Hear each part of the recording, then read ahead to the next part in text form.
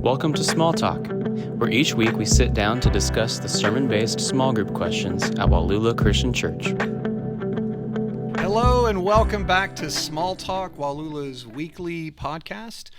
We took off last week, but we're back on for weekly. My name is Zach Bolin, student pastor here at Wallula Christian Church. I'm joined by Craig Archer, our worship pastor, and Lance Kaufman, our lead pastor. We're glad that you guys are here with us. We are back on with Hebrews after an extended break as we were going through Easter. And we are looking at Hebrews chapter 4 today. And we'll jump right in with the fun question. And it goes like this. If you could learn one new skill, what would it be and why? I'll start off because I gave this, just like always, way more thought than I needed to. And so I was like, okay, does it have to be a skill should it be a skill that there's no way I would ever have, or something that's tangible? And so if I could have almost like a superpower, if I could just have one skill, it would be just to learn languages easily. Like just to be able to speak all languages, which is more of a superpower, I think. But then even just like... Or a spiritual gift. Of tongues? Right. Yeah. It's in the Bible. Come Holy Zach. Spirit. Yeah, I just got to have faith. So then I guess if I kind of narrow it down, I always thought it'd be cool to know Spanish just because it's the most commonly spoken language outside of English here. And I took Spanish. Yep. That's about it. I know how to count. Know a few words, but even now, we're going to Honduras, and still would help if I knew a little bit more Spanish. So thought about that, but also just like an actual skill. I've always been interested in someone like Sammy Vavracek. Shout out to Sammy, but just people who can like woodworking. Just Sure. I Look what I wrote. What? Yeah. It's one of my answers. And so but really I think like, if I was good at cars, if I was good But at... it's in English. It would have been really cool if you If would it was in have Spanish? written woodworking in Spanish. What if I just gave my whole answer in Spanish? Then you just Muy rub it. bueno. Then you just rub it in. Woodworking. But yeah, just I think because of the nature of this job, we work a lot on stuff behind the scenes, getting ready for things, and the times like I like putting together like an IKEA furniture or something where there's like, here's the instructions, do this, and when you're done, you have something tangible to look at, and you feel like, I accomplished something today. Look at the thing I've accomplished, and you go home at the end of random day in the office, and like, what'd you do? And you're like, I was working on X, Y, or Z, and it hasn't happened yet, So just the idea of building things and making things, and I don't know. I just always thought that it was cool. And I was telling you guys earlier, I'm like, there's nothing stopping me. I could still start trying to make things and get better at it. And but I don't know. Maybe that's where the rub happens. I actually have to do it then. So, Yeah. Sure. So that's not what am I going to start. That's what would I want to know. So I'll just settle with that. But what about you guys? What's a skill? I guess Craig already... I kind of gave mine away. My first thought, and that's more like a practical answer, like handiwork or like woodworking type stuff. And I think about like at our house, we've done a lot of projects and different things, like, and a lot of it is just learning as you go, figuring it out. Like we carpeted our stairs. Yeah. And that was something we'd never done before. Right. So things like that. But with some of the projects, there comes to a point where I'm like, I've reached my ceiling of Right. skill, or Yeah. like things that I can research and I'm comfortable doing. So then I call Richard McKelvey. Yeah. And I'm like, hey, man. Shout out to Richard. Yeah. So he's come to our house off and on and done stuff. And just watching him do it, he just does it so much quicker. Right. And it looks better. Right. And it's just like, man, Yeah. that would be a great skill to have. Yeah. Just to have more confidence going into those things. Sure. And then another one I thought of was painting, which seems kind of random. But like in school, I always took as many art classes as I could.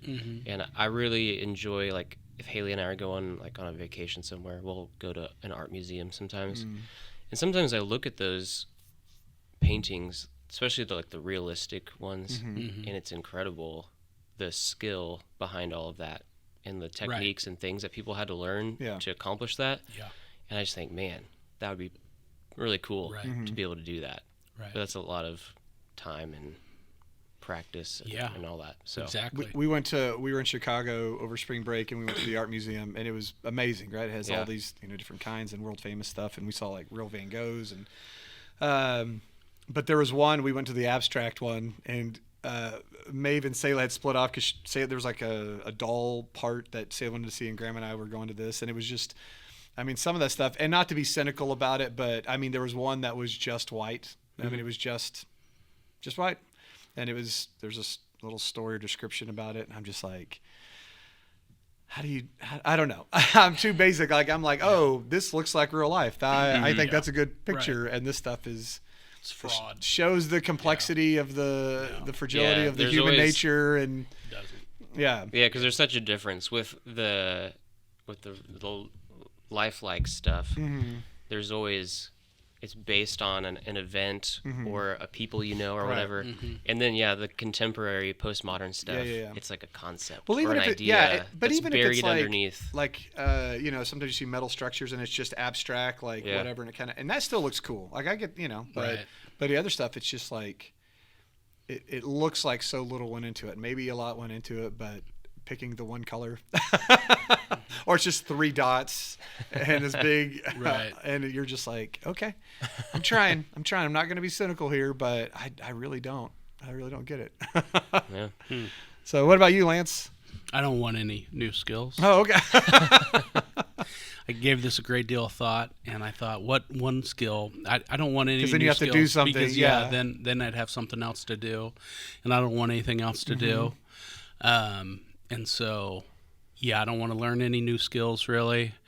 I thought this. I feel bad saying this, but when I think of, we're talking about rest, and when I think of, man, if I could go on vacation, what is it that I would do, and where would I go? And I don't know as if I have a place or anything, but I just, when I dream of really resting, I think of somewhere alone where there are not lots of people, and so, and I've always thought, I'd like to learn someday how to fly fish, but mostly just because, I just picture it standing in a river or stream somewhere by myself. For hours. For hours. You have to have a lot of time to. You're like, I'm never catching anything, but acting I'm like gonna I'm keep trying. doing something, Yes. and so. And if you don't catch anything, well, fish just weren't biting, but you're still. So that's what I was thinking today. Yeah. Yeah. Well, I mean, a lot of vacations are more work than. Right. Yeah. You go home. You go away, and then you come home more tired than you were when you went. And that sort of thing. Yeah. That happens. Oh, sure. Yeah, it's always the best when you come back and you still have like a day or two before you have to go to work. Sure. Like, oh, this is like my vacation. Right. Now I can rest. Well, leading into that's a great segue there. I'm glad you planned it that way. As we talk about rest, we are looking at the small group question, specifically number 3 and 8. And number 3, it says this: the word rest is repeated 11 times as either a verb or a noun between chapters 3 and 4. And as the author reflects back on Psalm 95 and Genesis 2:2, what comes to your mind when you think of rest? And what do you think this passage means by rest? And so there's our perception of what rest, kind of means, maybe fly fishing, but then also on a deeper level, what do you think? Is that what the author's talking about, or is there some deeper meaning? Yeah. Hint, there is a deeper meaning. Yeah. Craig, what did you say? Yeah. Well, the first part, what comes to mind when I think of rest? I can agree with Lance. It's I guess it's like you're retreating from work or things that keep you busy and occupied. So like something like that, like being alone, you think of downtime, and it might be something that you enjoy, but it's like a leisure activity. And it's like a physical or a mental rest from something. So that's what we think of, like, the weekend. I'm going to hang out and not do much and maybe have to mow the lawn, but that sort of thing. But and so that's what we think of. And I guess the difference of how we think of rest and how it's stated in this passage, it's like, yeah, we do have to go back to those Old Testament passages.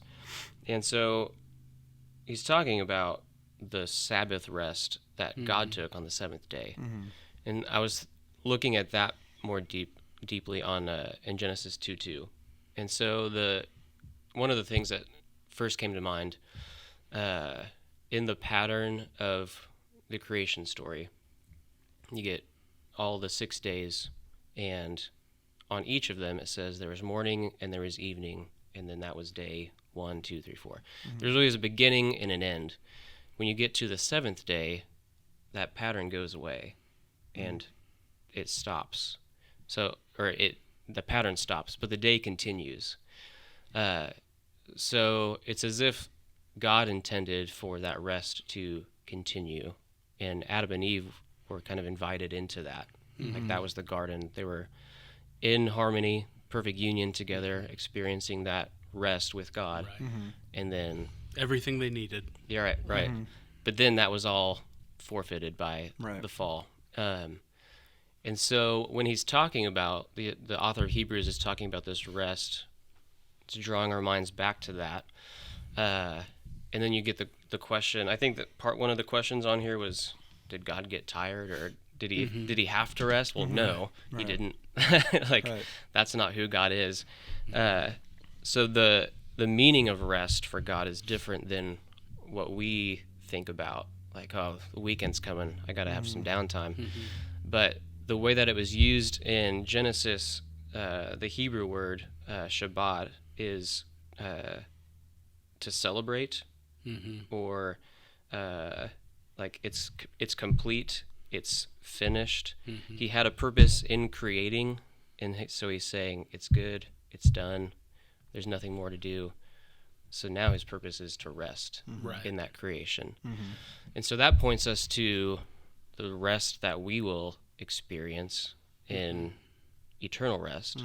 Right. Like our work on earth is done. Our striving, our purpose here is done until we get to the next phase, I guess, the eternal rest that Hebrews is talking about. So that's the biggest difference, is it's temporal versus we're talking about eternal rest. And we do get a glimpse of that because it's the already not yet tension. We do experience good things from God right now. Right. But there's a much better, bigger rest that's coming. Yeah. Yeah. Yeah. Do you think rest changed from, if we go back to Genesis 2:2, right? And so God rests on the seventh day, and you said, well, he invites us into that rest, that it's kind of ongoing after that point. And then the fall happens in the next chapter of Genesis.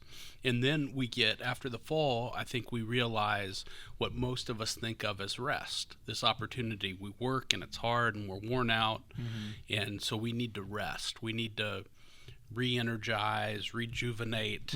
We need to bounce back. And that's what we think of as rest.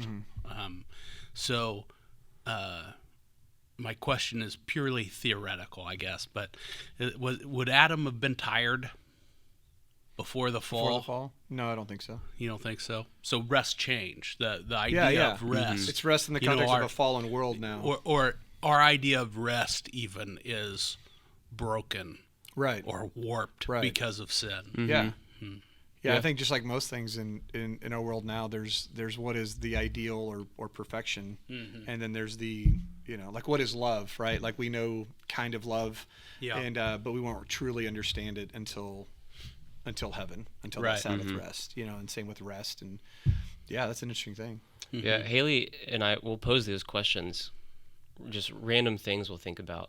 It's like, what was it like before the fall compared to now? And that's a really good question, because it's these little things in life that we don't really give much thought to rest, and what that it's just the way it is. What does rest truly look like? We're so used to the broken fallenness of what we're living in that the ultimate ideal seems kind of foreign to us. Right. I especially for the first part of just like what is what does rest mean to me, or what do I think of? And I think not doing anything. Like, and it's not even that not doing anything. Like it has to be planned, where I'm not, because then I would feel guilty if it's on the weekend and I still have to mow. And so I can't be like, well, I'm just going to rest, not do anything. Because then I'd be like, no, I still got to. Yeah. I mean, it has to be like real rest. Like, oh, I can do whatever. And it's what if I do something or nothing, it's both are okay. Like that would be. And so I thought not doing anything, and also just taking a break from work or doing something besides work that I would enjoy. So, kind of the stereotypical rest from work. But in the passage, the whole Sabbath rest, I remember a professor had said, like, this is the only time that word is used in all of Scripture. Right. That he created these, the Sabbath and rest and put it together, the Sabbath rest. And but yeah, like Craig said, it ultimately we're talking about heaven. But something I'd read that was interesting is that, like, even after God rested, he didn't stop working. Like, he was still involved in the garden with Adam and Eve. He was still, had a relationship there. And so in the same way, our rest is not stopping from, the day and then we're, stopping from work and then we're done. It's not a do nothing thing. Because when we get to eternity, I don't think we're just going to sit on a couch. Right. I got my cloud ready. And well, and actually that's what I was going to say was, like, because it's not a matter of, like, when we talk about rest or Sabbath rest, that we're not just stopping work just to focus on doing nothing, but it's a chance to now focus on God.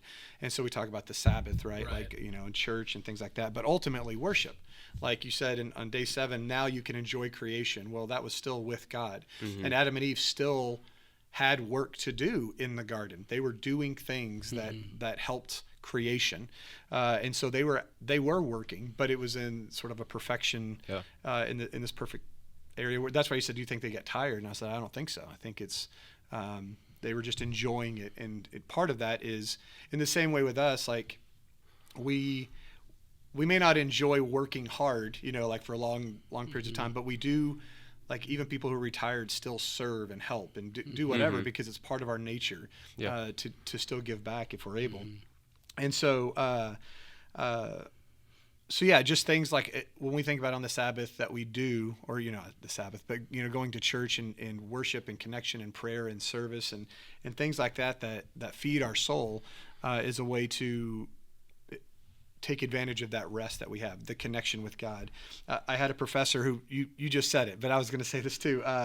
He said, in heaven, we'll ultimately be at rest, but he goes, I think we're going to be working in heaven, but not the work that we think of now, but we will have things to do. It won't be sitting in clouds and whatever. We will enjoy the creation and be, he said, I don't know how it's going to look, but ultimately they were naming animals. They were doing stuff, being fruitful and multiply. And that was before the fall. And there's ways that we will, be in community with each other in whatever to say help each other makes it seem like you need help, but to be a benefit to each other, to do community, to still work and have purpose and enjoy God, that worship on a personal level, like not just I'm praying to God, but like I'm in communion with God. So yeah, it's not a do nothing kind of rest. It's a chance to connect with God, and we have to like refocus. But I think in this context, in heaven, it will be constant. It's a big question. What'd you have, Lance? Well, I just think you guys have nailed it, really, the idea of Sabbath rest. And I was looking at that word Sabbath, and the Hebrew Shabbat there, and means to stop, as far as I can tell. And there's some scholars, Craig, you mentioned, I think you said worship or celebrate was the word you used. And one scholar I read said to delight. And it was kind of the same idea there. And I just think that's the when you look at that creation story, and God stopped from creation. Was he still involved? Yeah, he was still involved with Adam and Eve, and still present and active. And so it's not stopping all activity, but it's delighting in that creation and delighting in the relationship, really. And for me, when I think of this Sabbath rest, I think of delighting in that relationship we have with the Father through Jesus. That Jesus makes that available, and the promise that Sabbath rest is available. You know, we've kind of talked around it. Even the kind of dumbed down version of rest that we most often think about seems so out of reach at times. Yeah. you know, and man, I can't get caught up. I can't find this time to just to stop. And we have the opportunity right now today to begin that relationship with Jesus, to re-enter that relationship, to to restore that relationship, and to delight in that relationship, and it's really so much hope. And to me, that's really when one of you guys, Zach, maybe you mentioned that this phrase Sabbath rest is only found here in all of Scripture and all of the New Testament. It's only found here, and it really reminded me, as you kind of unpack that term. Well, okay, let's think about the Sabbath and that commandment in the Old Testament. And it's interesting that as I started to unpack this a little bit, I ran across this idea that in the Ten Commandments, the Ten Commandments are restated or retaught in the New Testament. Every single one of them, except commandment number 4, the Sabbath. So you get, do not worship other gods in 1 Corinthians 8, chapter 6, 1 Timothy chapter 2, verse 5. Don't make any idols, 1 John 5, 21. Don't misuse God's name, 1 Timothy 6, 1. Honor your father and mother, that's Ephesians 6, the first couple verses. Do not murder, that's places like Romans 13, 9, and 1 Peter 4, 15. Don't commit adultery, 1 Corinthians 6, 9, and 10. Do not steal, Ephesians chapter 4, verse 28. Don't give false testimony, Revelation 21, verse 8. Do not covet, Colossians 3, verse 5. But the command to follow the Sabbath isn't restated. Now, through the Gospels, we run into that a lot. We run into conversations about the Sabbath. It's not like it is oblivious or completely left out of the New Testament, but this command to follow the Sabbath, when you think about Jesus' encounters with the religious leaders, it's almost the opposite of that, isn't it? The command to follow. And one of the guys I heard teaching about this said, well, that's because in the Old Testament you have this command to keep the Sabbath holy, and we look back. All right, we look back at what God has done. And then in the New Testament, he said, he made it kind of a bigger deal than I would about the shift between, okay, the Sabbath is the seventh day, Saturday. The early church started to worship on Sunday, so they switched days. And so you can't, I don't think that's such a big deal to God, that God can overcome a switch, a difference in the calendar or whatever. But he said, in the New Testament, we have this Sabbath rest in Jesus, that he becomes, that relationship becomes the place or the rest in itself. And so we look forward to Jesus. We look forward to Jesus' return and kind of that return to Eden, that return of creation to the way it should be. And so it's a shift from looking back to what God has done, and we shouldn't walk completely away from that, right? But to looking forward to Jesus and how he offers this hope of restoration and restoring that creation. And so that's the rest we have. That is the hope in eternity, in the presence of Jesus, and that restoration of Eden. And so I just thought that was really kind of interesting, that idea of kind of this shift when Jesus enters the picture, from looking back to looking forward. Yeah. It's also interesting when you think about what the Sabbath rest, or just like you said, delight, right? To delight in God and right. Like whatever day we happen to do it, but the Sabbath for us would be a chance to stop work, and then as we think of just go to church, but really it's this idea of worship or delighting in God, and how even in our work mentality we can sometimes miss that and continue to work in our faith, right? I got to do this, I got to do this, the kid, and juggling the kids, bringing them to church, and we kind of make it still more of a job than a delight, right? And we have to work at resting, like real rest, you know what I mean? And delighting in God, because it could become a it could become a to-do list as well. Right. In number 8, the next question, it says, if the key to entering God's rest is faith, what do you think it means to strive to enter the rest that God provides in verse 11? What do you think this looks like in your life, and how can you encourage others to encourage each other to keep striving? So we're striving to rest. Mm-hmm. The sort of I would say paradigm, but paradox of we're working to rest, and so what do you think it means to strive to enter the rest that God provides in verse 11 here? And I'll actually read in verse 11. It says, let us therefore make every effort to enter the rest, so that no one will perish by following their example of disobedience. And so that's just the quick little bit of context, but the whole chapter provides the rest. But Craig, do you want to start off again? Yeah. It is an interesting verse, because when you read it, it starts off positive, like, let us therefore strive to enter that rest. And then the second half is like the opposite. It goes negative, so that no one may fall by the same sort of disobedience. So that's like part of that warning. And it goes back to this whole leading up to that verse. I feel like, he's using Israel, promised land, as an example of disobedience. One quote that I read in a commentary said, fear of loss should inspire greater diligence in pursuit. And I thought that was really good. And it's kind of probably why the author put that in there. It's like, there's two outcomes here. That's basically what he's getting at.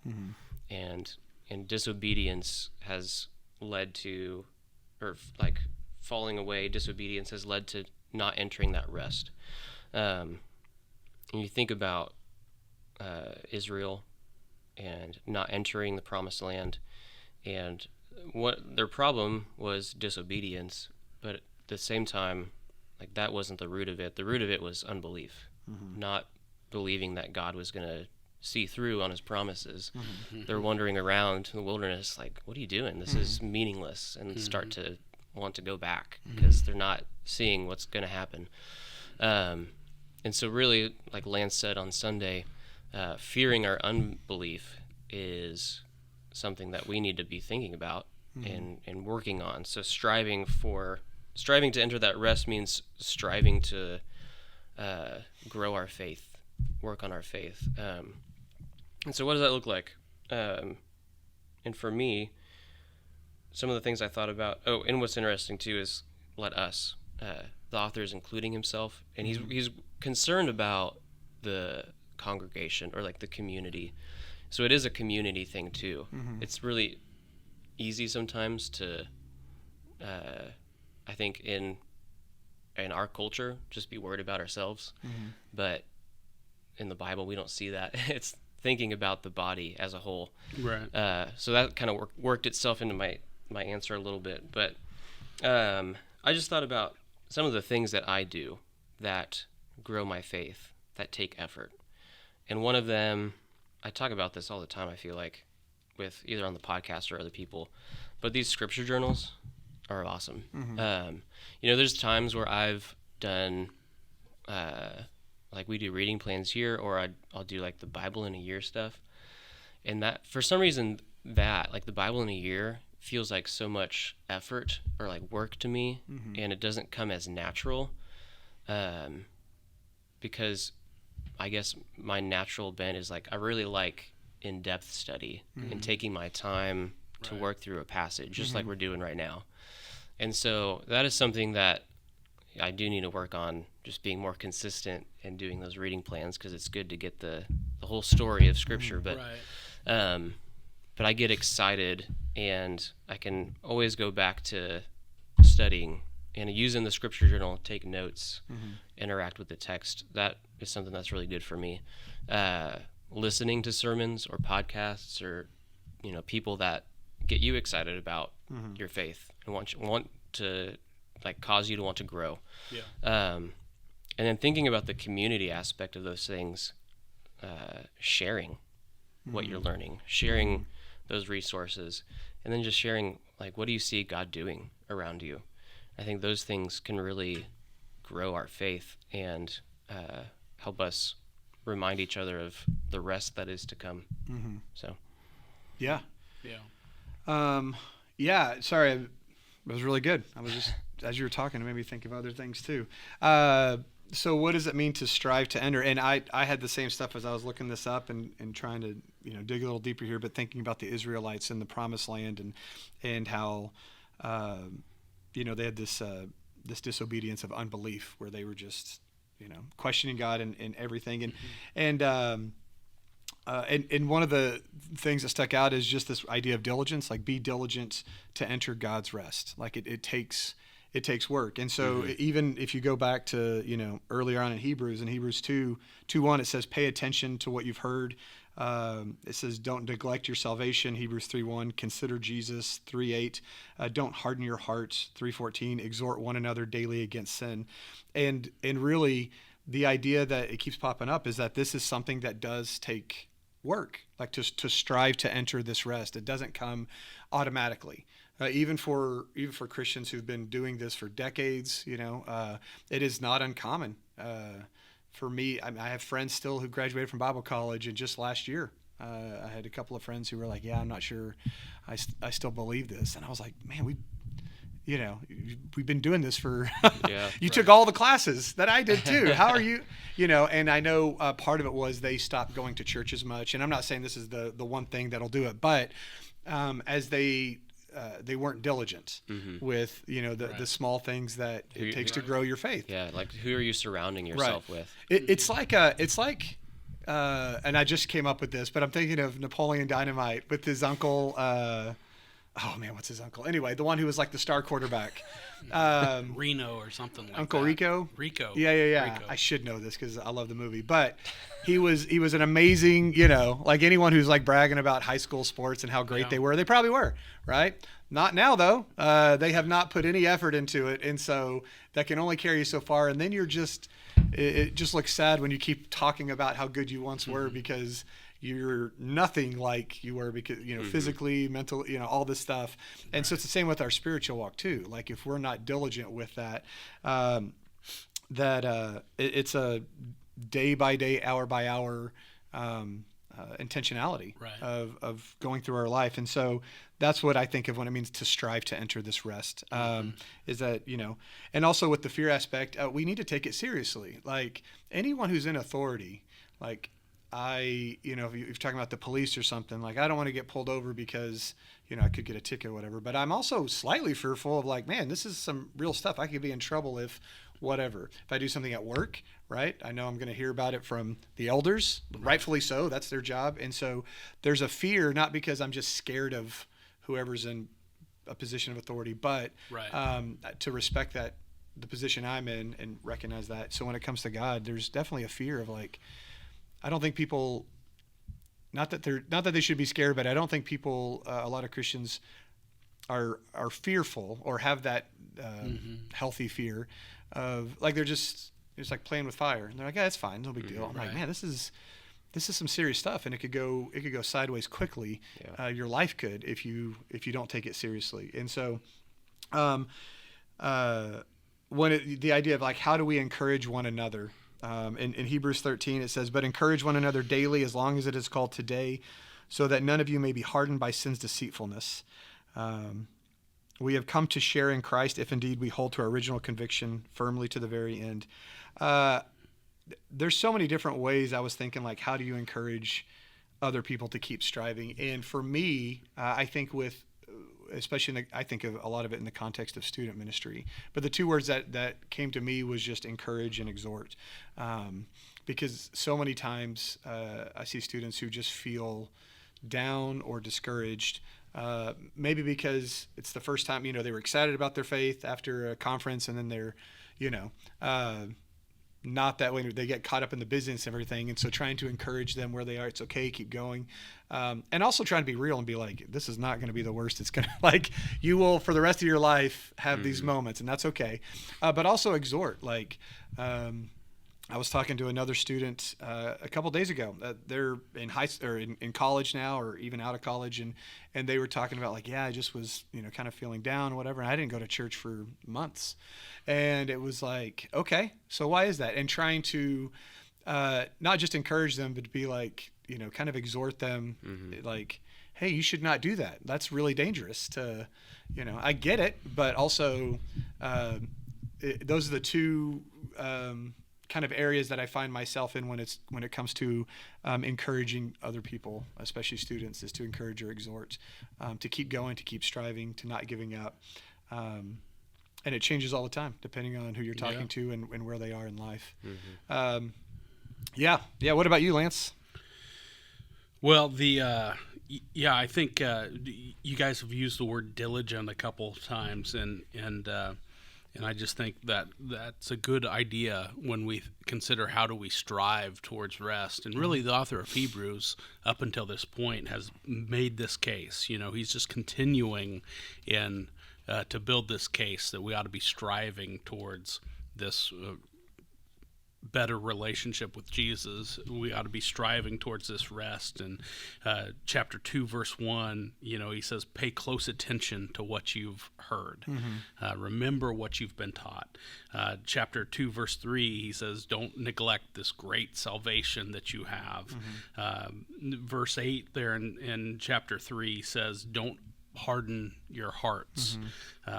Continue to be open to his word. And verse 12 in chapter 3 is watch out for an unbelieving heart. And verse 14, exhort one another, that you've talked about. And then here in chapter 4, verse 1 is fear that unbelief. And so I think diligent is a good word. And I was thinking, as you guys were talking about this fear of unbelief and kind of that odd connection there, and what's that look like, the connection between unbelief and disobedience, and which comes first, and I just think how does that change your perspective of your disobedience when you consider it to be a failure or not trusting in God, not not the nation of Israel didn't enter the promised land. They said, no, we can't stand up to these giants because they didn't trust that God was big enough. And I just think sometimes I think of disobedience, and when I'm disobedient, and I think, well, yeah, I mean, we're not perfect, right? And everybody's going to fall once in a while. But when you consider, oh, yeah, when I disobey him, I'm shouting to the world, he's not big enough. I don't trust him. And I don't know if your parents ever said, or if you guys as parents, you've ever said to your kids or whatever, it's not so much that you did this thing, but it's disappointing to me. And sometimes that lands and sometimes it doesn't. Right? Yes. and I'm not sure, why or when that lands and when it doesn't, but it should always land when we consider our disobedience to God. Right. God is always, he's the same. He's perfect and right and holy and loving, and that never changes. He doesn't have a bad day. Right. And so, that fear of unbelief ought to be a motivating thing for us as we try hard to enter into that rest. And I read these 4 things that we could be doing to enter into rest, and 4 practices that we ought to employ in our lives. The first one's silence and solitude, and I just think about our personal times of worship. Craig, you talked about it, and there's a reason the kind of old-fashioned way of thinking about that, I guess, is to have a quiet time, that we need times of silence and solitude, to be still and to listen to him, and to hear from his word and to study it. The second practice there is the practice of Sabbath, that principle ought to be lived out in our lives.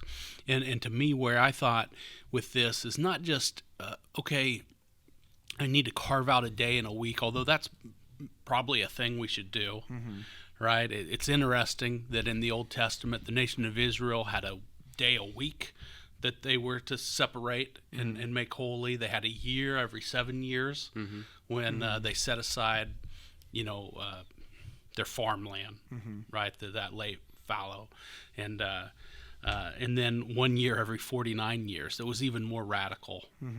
kind of rest than that, where slaves were freed and land was returned to the original owner and all the debts forgiven, that year of Jubilee.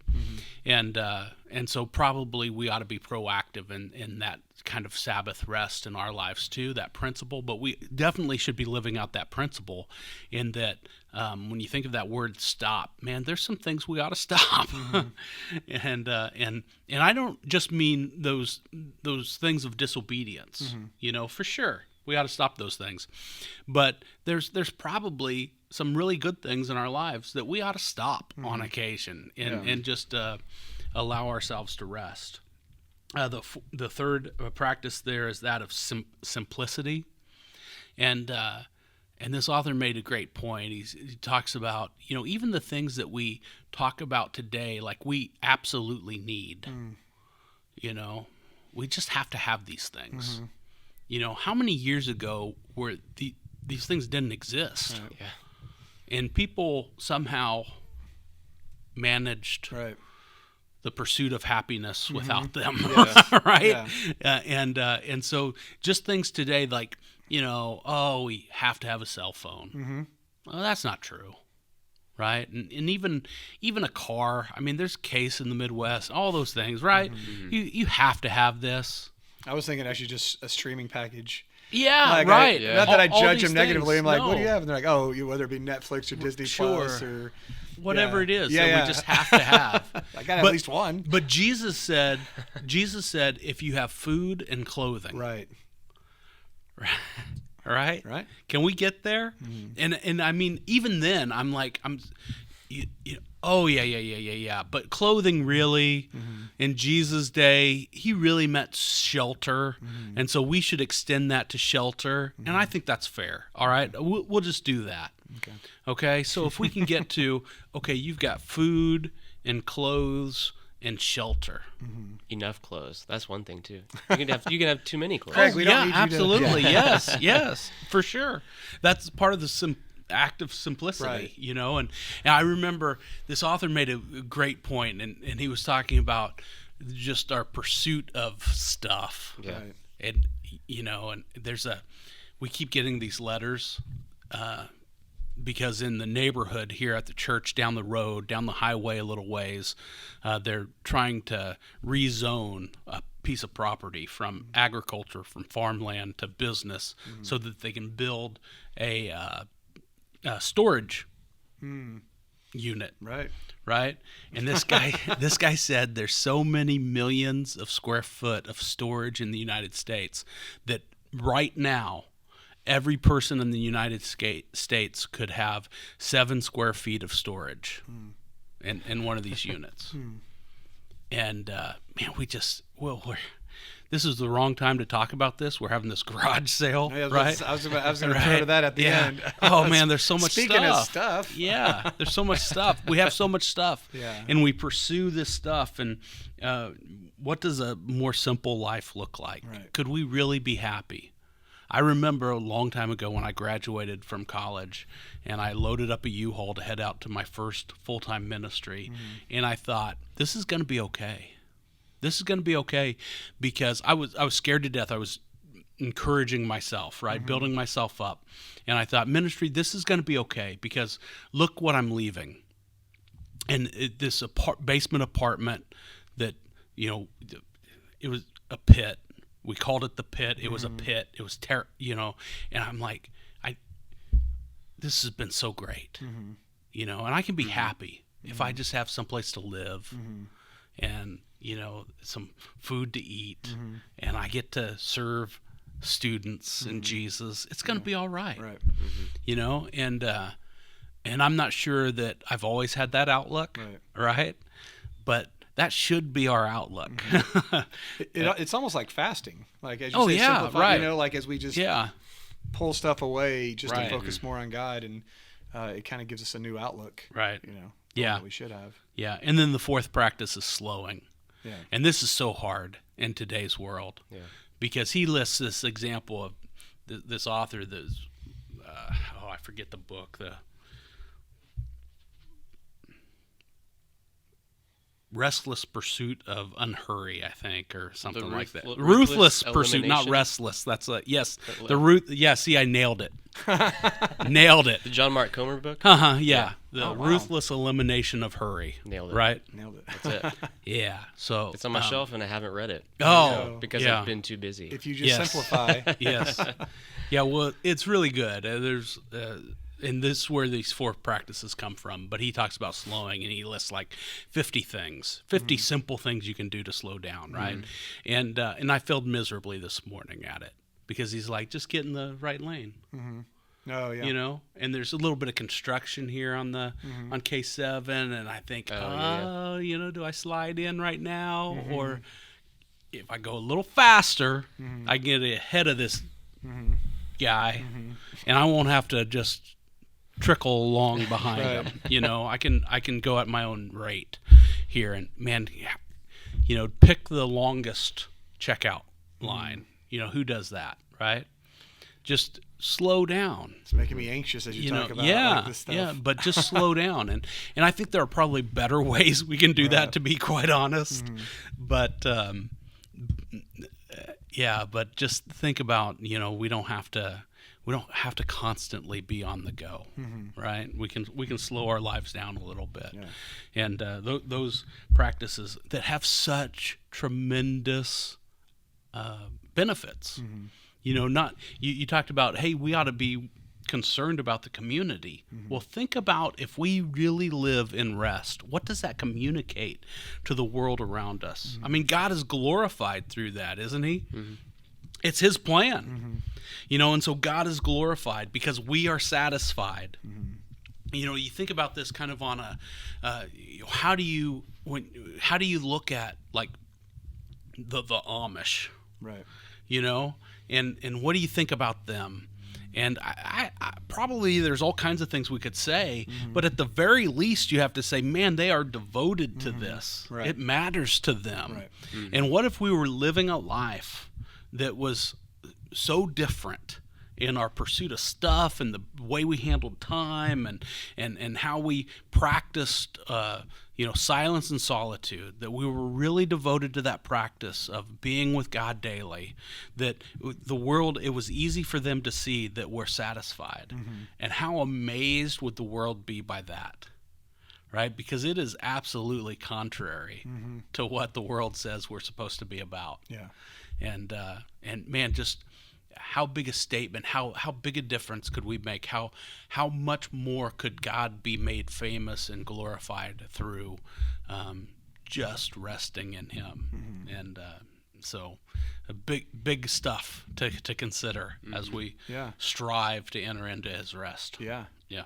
Yeah, for sure. And I think even some of those blend in with each other, like to the what was the third point? Like minimalize or simplify, right? Yeah. And if you do that, it naturally makes you slow down as well, Right, because part of what makes things busy is that I have so much stuff anyway. Right. So talking about the channels or phone or whatever, Yeah. and so it forces me to also. So they kind of go hand. You don't have to do all of them separately. Like some of times doing one will help with the other. But yeah, and no joke. Speaking of stuff and maybe simplifying, a lot of people have simplified this past week and donated their stuff to to the garage sale. The proceeds are going to help the team that's going to Honduras. So if you're listening to this week in real time, this Saturday, the 29th. Yeah. Something like that. That's right. This Saturday, April 29th, we have a church-wide garage sale going on like 7 in the morning till around 3 in the afternoon. So hopefully you guys can come and help us out there. But yeah, stuff. Do I? Come get some stuff. I've looked through some of it already, and so anyway, well, thank you guys so much for today. We'll see you next week. Yeah.